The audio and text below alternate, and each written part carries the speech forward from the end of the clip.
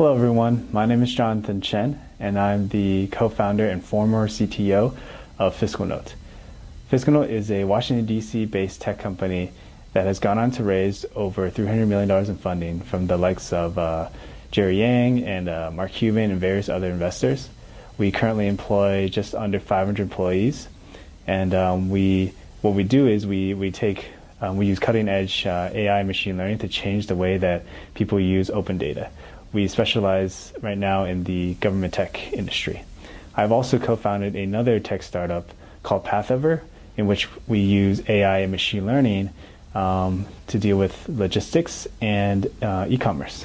And this past year, I've been investing heavily into the social media space because as this presentation goes on, I'll be explaining to you why having digital assets such as social media is very, very important. So today I want to talk about digital transformation, and specifically the digital transformation of business specifically, and how that has changed the way that we do business in the last 20, 30 years. So to start, I just want to go over what we used to do, let's say like 50 years ago, in order to reach our customers and to reach people, and also what businesses did back then. So what's one of the first things that you think about if you're trying to reach somebody, you didn't have the internet or whatnot? We used to use newspapers. We used to have physical meetings, right, with people in a room.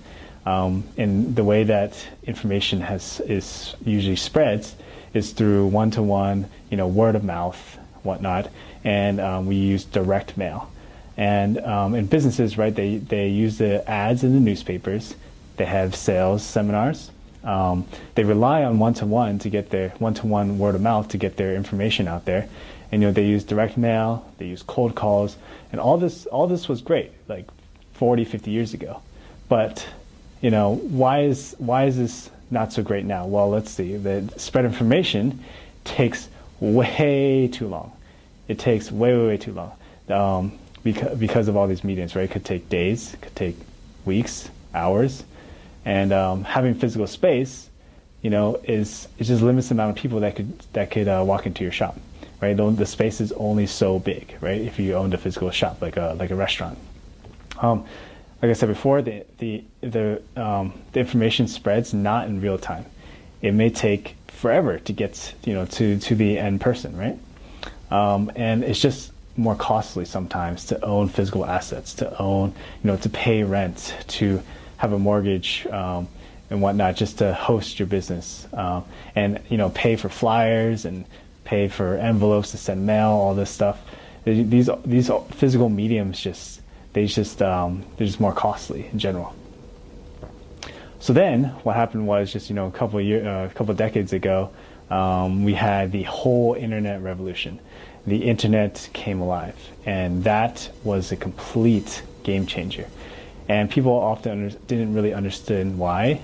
And the reason is the spread. There's many core reasons, and one of them is basically the spread of information is instant.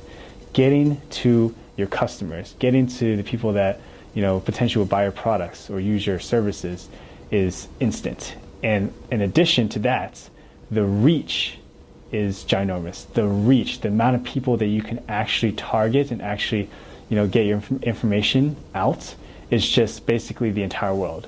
It's a global audience now instead of a local audience. And this, with the internet, new ways of targeting your customers, of creating digital profiles, of truly narrowing down who your core audience is, that has also become a thing. And when I say that you can reach your customers instantly, you can do it through like an email campaign or like app notifications or text message. You have this instant access to those people. And also you don't have to have physical assets, right? You don't have to have, with the internet, you don't have to own physical space. You just have like a website or like a mobile app or whatnot. And that really makes it so much easier for the everyday person to just start a business. You don't have to go through and rent an office space and go through all this physical through all these physical things just to start a business. So it really lowers the barrier to starting a business. So why does this all matter? Why does the reach matter? Why does the global audience matter? So this matters a lot, just because. Just imagine, for example, if you had a local shop and you pay, let's say you're trying to get new customers in your door, right? So when someone's walking by, maybe you pay someone to stand outside your store just to get people to try to get into your store. And you pay someone maybe $10 an hour, and maybe like 20 people walk by that hour, right? And how many people actually go into your store from the person that you just hired to get them to try to get into your store? Now, that's the way people did it back then, right? Now imagine instead of doing that, you pay for Facebook ads. You pay $10 on Facebook ads, or you pay $10 on like Google ads. The reach is in the hundreds. So you can potentially reach hundreds of people, and the right people too, through targeting the audience through Google, instead of just having random people walk by. So the power of the internet is just so much greater than just your local area. And then, not just with the internet, then 10 years later, the birth of social media happened. Now, social media completely changed the game again. It allows anybody to build an audience, anyone to engage with an audience, and on a more personal level. It allows businesses, it allows regular people, it allows them to have instant access to these people, their followers essentially. Now, this allows businesses to grow so much bigger than what they could have grown if they just had a local small business. And this brings me to my last point for why this truly matters, is it allows businesses to scale crazily, to scale basically to the entire world, potentially the entire world if necessary. And what I mean by that is, if you have basically 10 clients or 10 customers, and then to get to 100, let's say if you're a physical store, you can't really get to 100 because you don't have that much space, right, inside your store to maybe have 100 people. But with a digital, like with a website, with an app, you could have millions of people, just millions of people using your app, just like that. So the scale, you can scale your clientele, you can scale your customers much bigger. The scale is just so much more potential than what you would have with a local store. So this also brings me to my next point, which is actually the core reason why having the internet and going digital and this whole digital transformation of business is just completely changing things. The power of consumer data, the power of user data. And why does this matter? Having access to consumer data means you can do so much, means you can do so much. And let me explain what I mean by that. Have you ever wondered why companies that have a lot of users, like for example Snapchat, hundreds of millions of users, and their valuations in the billions, right? And their profits are like not that much, right? They're nothing compared to the valuation. Why are these companies getting valued at billions of dollars? Like, billions and billions of dollars. But their revenue, their profits are so low compared to their valuation. It's because they have user data. Their user data is where the value is. It's not the actual profits. Because if you have access to hundreds of millions of people in real time, you can just send a message to all of them, then you have the potential to sell them things instantly. So even if Snapchat, even if their app fails, just an example, even if their app fails, they have the user data. They can instantly create a new product and just push it to the users instantly, hundreds of millions of users just like that. And they can keep doing this as long as they own the user data. So this allows them to either pivot or create new products and potentially new sources of income and and increased profits. So the potential is insane. So having access to a huge amount of consumer data is where the value is at. It is the core reason why internet businesses are just crazy, are just insane and have so much potential. Like companies like Apple or Microsoft, they're basically coming out with new products and pushing it to the same audience basically every year. It's not just having one product with the same audience. Once you have the audience, once you have the users, once you have the consumer data, you can sell them anything.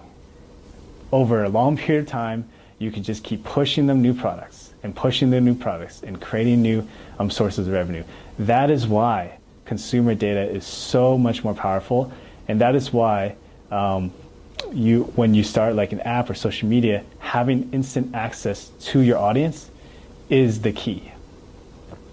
So, like I said earlier in the presentation, when I was introducing myself, I spent the last year building up my own digital assets. And these can be in the form of social media, as well as, like a startup or, an app. And just some examples would be, building up an Instagram account, building up a YouTube account, TikTok, LinkedIn, Twitter. You can build up an email list. You can have a mobile app for your startup or just anything. It doesn't have to be like a full-fledged startup. You can build websites. All these are digital assets. Digital assets for you to potentially start a business with.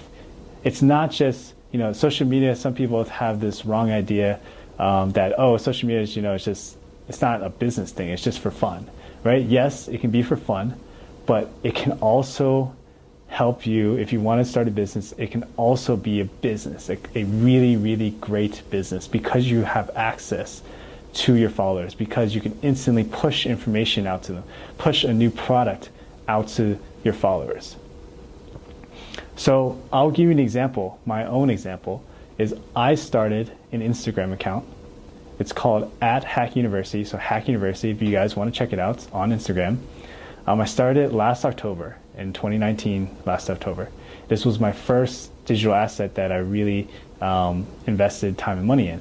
And I grew it. It's been about 10 months right now. And it grew it to about 90,000 followers, hopefully 100,000 soon. And I actually didn't treat this as just like a fun social media, like my own personal Instagram account. Like my own personal Instagram, I just do it for fun. But this one, this Hack University, I focused on tech content. I focused on tech and design, and in the startup world, that's the content I focused on, and I treated it as a business. I treated my audience as potential customers. I treated the content as my product. And with this, I was able to build a following, build a user base, essentially, of 90,000 people. Now, this is extremely powerful because even though I don't have products to sell them right now, they're always going to be there. And whatever product I have in the future, maybe I want to sell like a course or something, or like I create a new app in the tech industry or something, I can instantly just push it out to my 90,000 followers. Instantly, just like that. So building up this digital asset, building up this social media, this Instagram, it just presents so many future opportunities for me as an entrepreneur.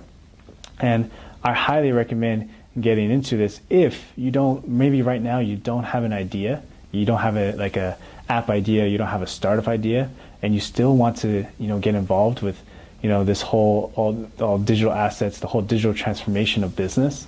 Start an Instagram account, start any social media, TikTok, anything, and try to build it up to 100,000 followers.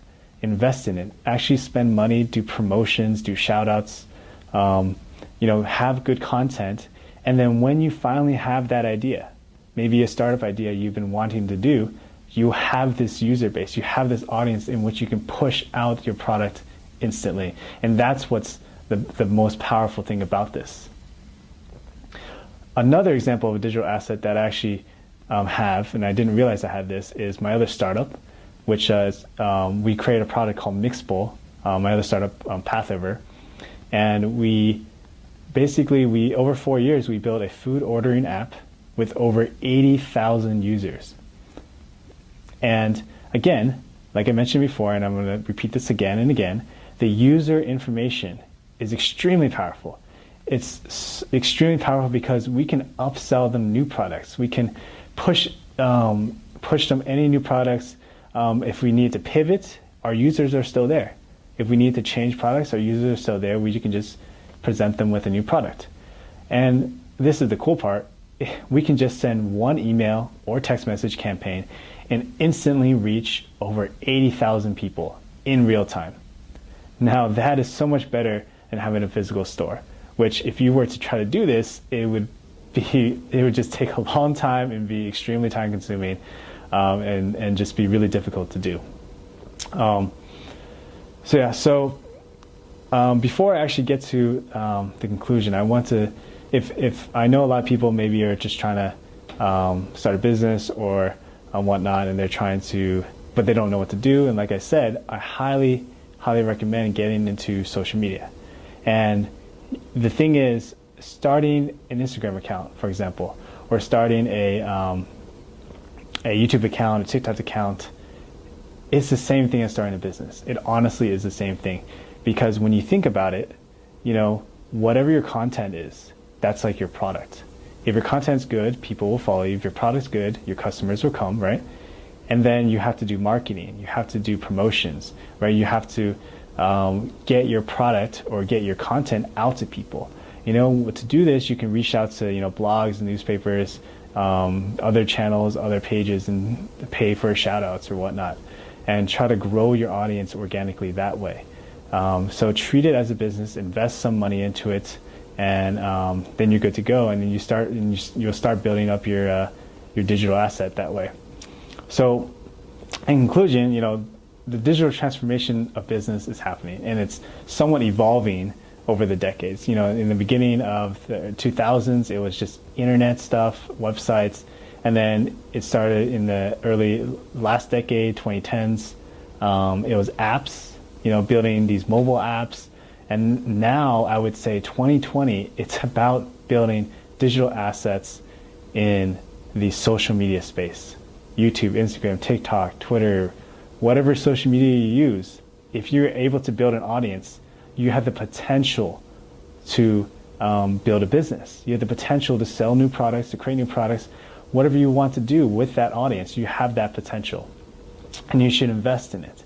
And so that's, it doesn't have to be, what you see as, what you see online, right? Like, it doesn't always have to be an app. It doesn't always have to be a website. It can be social media. Social media and building a product is the same thing. You're still an entrepreneur. You're still doing a business, essentially, on these platforms as well. And like I said, and I want to repeat one more time, the reach, you're going for the reach, is humongous, right? Compared to that of the physical, like a physical store. If you build a social media account, you build an app, you can reach the whole entire world if you wanted to, just in an instant. So that, what makes the digital transformation of business so crazy, and like, it just changes the game entirely. So, thanks for your time, everybody.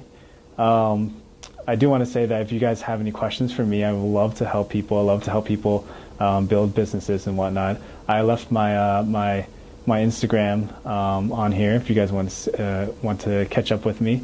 My personal Instagram is Hackbird. You can see in the slides. And if you're interested in following my tech and design Instagram, it's called Hack University. And yeah, I love to answer your questions, and thanks for having me. So we have a few questions here that I would love to answer. So question number one would be, do I think that the global pandemic that's going on right now had any effect on the digital transformation of businesses? And my answer to that is definitely yes. And I think the pandemic was really the catalyst to catapult people to realizing that the whole online, the whole digital world, and having digital assets, the whole just going online in general, is a huge part of the future. And if you don't move your businesses online, you're going to get left behind. If just one of the core lessons of starting businesses, one of the core philosophies, is that you always have to innovate. You always have to move with the times. If you're stuck back with your old thinking, then eventually you'll get weeded out by the new. And that's just how business is. 100 years ago, business was done differently, and it was different back, 100 years ago, the trends and whatnot. In 100 years from now, it's going to be different. So if you're not constantly changing with the times, if you're refusing to change with the times, you will get left behind. And I think now people are definitely realizing that. And luckily, it's not too late. People are jumping on. They're jumping, if they have like a restaurant, they're jumping on to all the food ordering apps. They're building their own apps, trying to get people to buy from them digitally, buy from them online for order and pickup or delivery. And we have a lot of like shops out there, like just these pawn shops, clothing shops, anything that are starting to open up online stores, online e-commerce stores. That's why the stock price of Shopify is going up like crazy. So with that said, it's right now is the perfect time, if any, to get online. There's so many websites out there that allows you to quickly put your business online, to add all your products if you're selling physical products online. And what you'll find is you'll start making, your reach is a lot higher, like I mentioned in my presentation. It's so much higher, you'll start realizing that you're selling to more customers than you would have if you just stay local. And I think that right now it's people are actually making more money essentially, because for example, I know a restaurant owner back where I'm from, the DC area. He is actually making more money during this pandemic through online orders than he was when he had his physical store. And he actually wishes he could cut his lease and get a smaller kitchen, because then his profit would be even larger. So that's what he realized during this pandemic, and actually helped him out. And I think that by going online, you'll start to realize the potential and how much money that you're actually left behind just by not going online in the first place. So for question number 2, another question I got was, if you're struggling during this time, and what's the first step in going online, or how would you get your business online as quickly as possible to address the pandemic that's going on?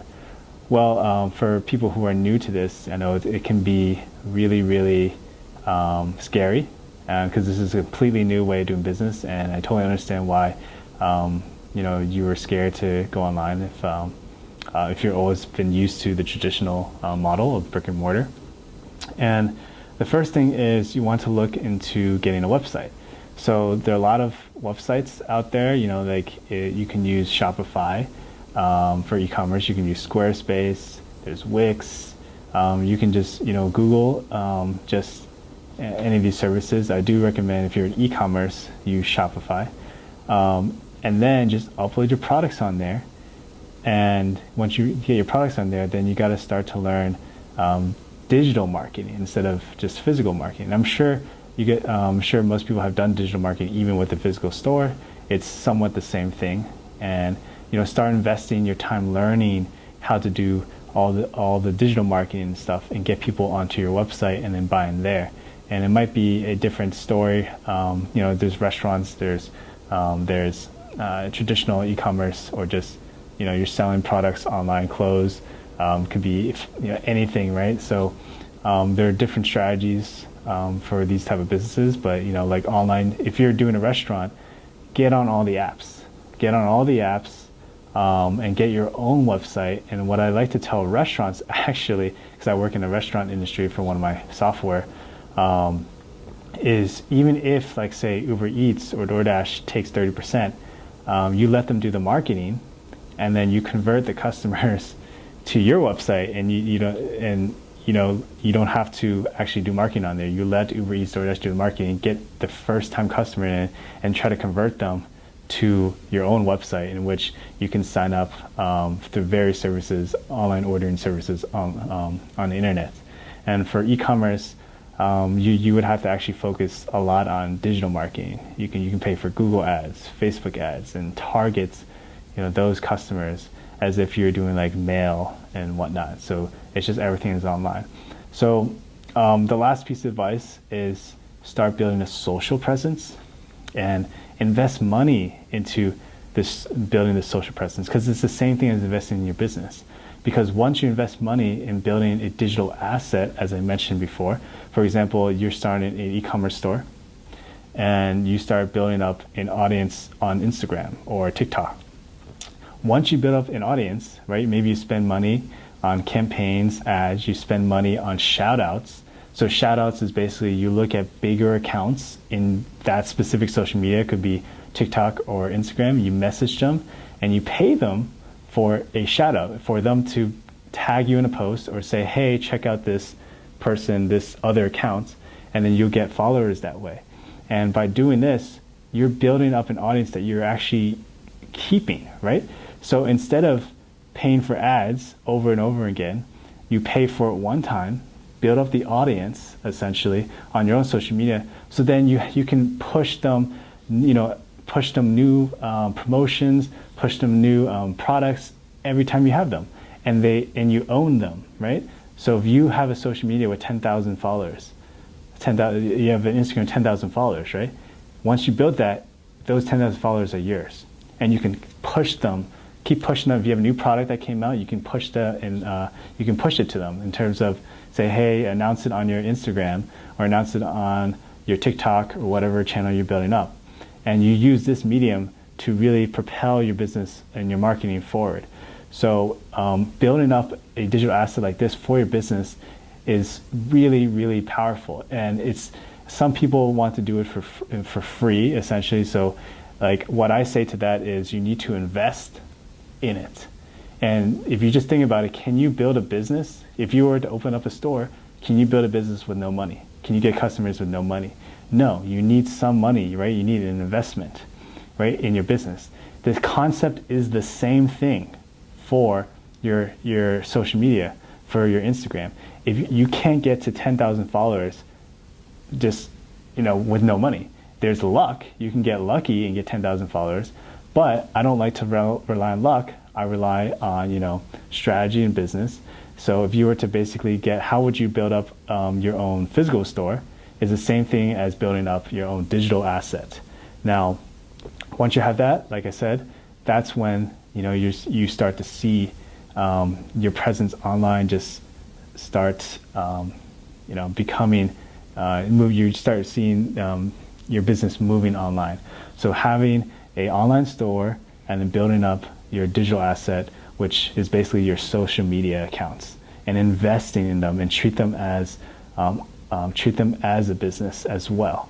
So that's my advice for if you wanted to get started or move your business online in this pandemic.